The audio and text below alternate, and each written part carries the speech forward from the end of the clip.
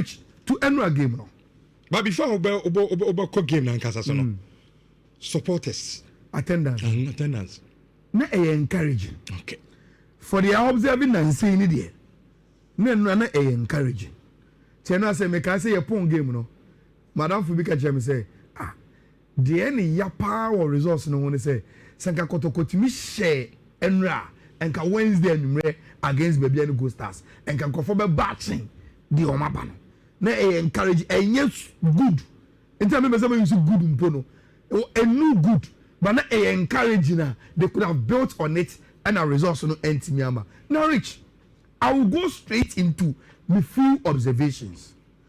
Coach Bashiru Effort. Say Oba game moi.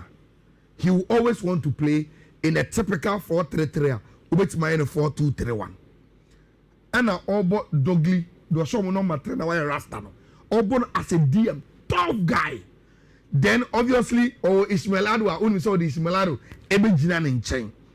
Enti I saw Team FNO Heart of Lions come into the game with a 4-3-3 which can easily turn into a 4-2-3-1. Enti either Ismail Ado ni Dogli ni ba jina, then they play number 10 with any more 3 former House of Folk striker lead the lines for Omo Ewenimu or Obin Jr. Now, Rich, what Kotoko did was to match Tima, your friend of Pando Heart of Lions, with almost so a similar 4-3-3 4-3-3 na Kotoko Elbono, Hadari Wopo, Lord Amwa Elbono 2, Joseph Amwa Elbo 3, ne 4 and 5, Samba, and a Ablo. And Obo Adabo as the main DM. Then he asked Hubert Jau to him. Say the bear Jau Vitinha. Yes, Jau Vitinha number 8. Say the bear entry everyone number 10. Then the name water no. Obo Donsu on the right. Amidu Aqua on the left and Albert Amo as the striker. Which on the face value, this is good. Good thinking from the Kotoko team and no coach no technical team no. Because at the end of the Rich back for on to me these are the best LOCCA. And free no. On him so be the Doglini Ishmael Adamo about game one. Say one presence on my person no move chicha no aggressive. Heart of Lions will end up controlling the game. And to Rich Bonnie Bayer coach Bayer to say me wa Adabo as me main DM. Me wa Jau Vitinha as me box to box. Or ye workaholic on defending on him attacking on him be or ye aggressive or ye young any be and me born as me number 8. Ismail Adona on no control tempo nima Heart of Lions no. On your body be closing it down no one control game no ama. So that was right thinking. And he said Anchi Ayala he said Adabo ni Jau on a chi. Doing all the hard work of Fifia, then also relaxing, no creating a Kotoko team. No. Now, Rich, these are my 2 problems. I'm realizing what Kotoko. Say, no, we game Libya. And if you've watched Kotoko consistently, Rich, department by department, Uro Kotoko team now, and here for Pana, Bobo among say, I had the highest solid defense. At the heart of defense, ablo any samba onela omuni momo dada. Omabo. Enti so mo ba. Partnership bia. Omaba no mo ese bobiem. Enti problem bia with them. But Rich, so uye no fiwa. You realize say ya pomo 11 players, ya to 13, ya pomo 12, ya to 14, ya pomo I had to know. Papa. Omo. Assembly in an wakan.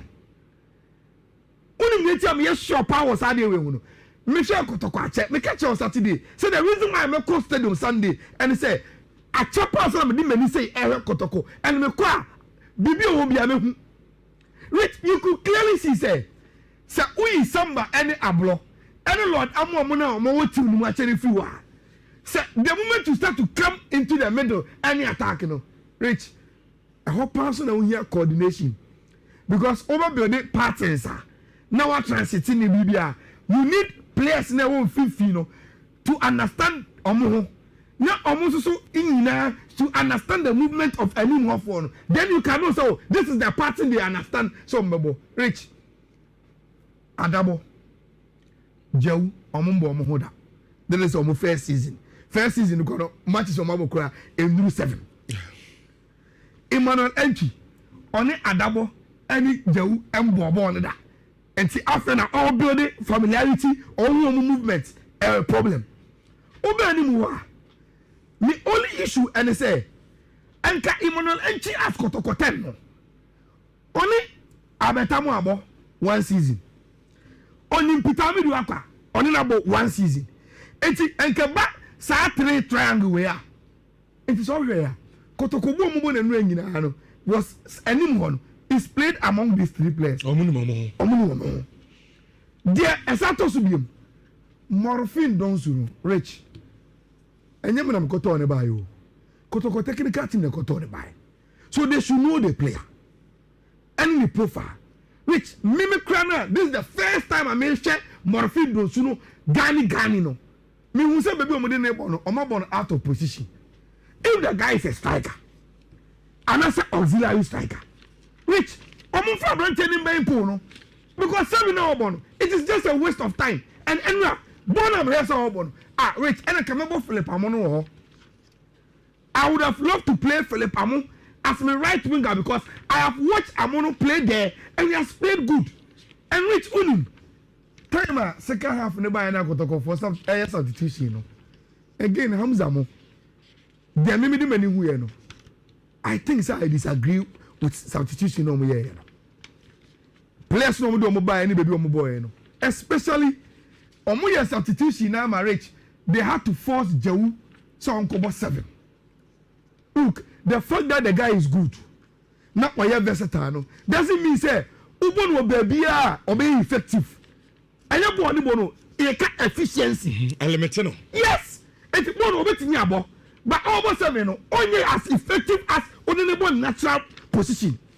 Until Omunya be being found. Look, my conclusion and say no matter say Lions for you good. No matter show me say Omunya good. But Rich, I'm not born on my boy. Coach Basuri here for near JB realize here. Born on my boy in 90 minutes, Now Omun deserves so much a Kotoko. Ebia no more now massa. But on the balance of playing 90 minutes, no Omun deserves so much a Kotoko. But Kotoko problem see I'm a cracking. And so I'm a Kotoko for Anthony. I share team my friend Lions. And one I'm questioning, Rich. No results, was very, very fair. Okay. And even so the coaches in me and yes, and even my expectation, crown number 7 but after 2 teams say creative chances, it was never met. Now Rich, maintenance, Look. The 95th minute penalty incident, Look. DSC, say see your park in the baby a penalty. And that a foul. And that is see your box in a foul. Okay. Say a park in the baby a foul. And the other end, I didn't see your box in the only foul and then your penalty. So who the officer was a penalty? And Rich, and we are born and Goshen. Sa incident we are. Sent a scene in the other boxer and Kobajama Kotoko. Okay. And I think he said it was a penalty. And I had to file for him because referee now one and ordinary. Sadia when Casey one China baby and Kobaji foul am out of. I didn't see your box in him. Only I could go to say a penalty. Etia Kotoko. Rich, Medima no sino. I think Kotoko should do more training. Oh, Baba. Well, most of the players, yes. Baba knew. And Rich, Baba has said, SO. Me have played there before. Played. Say a bobo ankasa. And yet easy. And to me, Uye train wadako jachia. Na unye used to Baba. Now Baba Sunday. Rich, u distance Okobo adako jachi to play intensity near the no. Uba Baba no park na kakama. And no meteo supporters him say go focus I say Kotoko are not pressing. Omunya aggressive. I say Baba ya oko esa. Na unye used to ube 65 minutes. Which after you can say 2 na kwa won't mean 2 na biem. Okay. And Kotoko should find a way and train more at Baba where they play their home. Okay. So omunya used to pitch in the size, any BBR. Then it becomes the advantage. And yes, how they are rich. The intensity you need to see from Kotoko because you don't train at Adagojache and play at a bigger field. Young apostles, the Omukoye 11 Legon City is one day. Oma here Omusa allegation. Oma here Ombeko. The Kum Chelsea had a very good win against Basake and Echinibienu. Rich dreams. Medium Omaji League no. Medium. Yes. Omaji League no. Okay. Odi fasa baby in Sunga. Has Kotoko. Oma nyu no ma kakere bia Medium Omaji League no. What? And I think say in there Amadu there ya dey kan akom was rich. This is how the league table no is it say minim and the game no Diana ne Samates one. Omasho 1-0. Samates. Okay, so you Samates. Okay, if even you add omo 6 points into okay, there you. Okay, omo 6 points into omo engage cash even the top 4 no. Say na top 4 it you. Heart of Lions 10 points, Mediaman 9, House 8, Young Apostle 7. Rich top 4 no they say na ACT league ni scabem into ama very excited. Kotoko Royal Enterprise recon heba me shade abedwa so etimi general body pains on na me ya to bi nanom menso de so da oba what's our problem I would do recon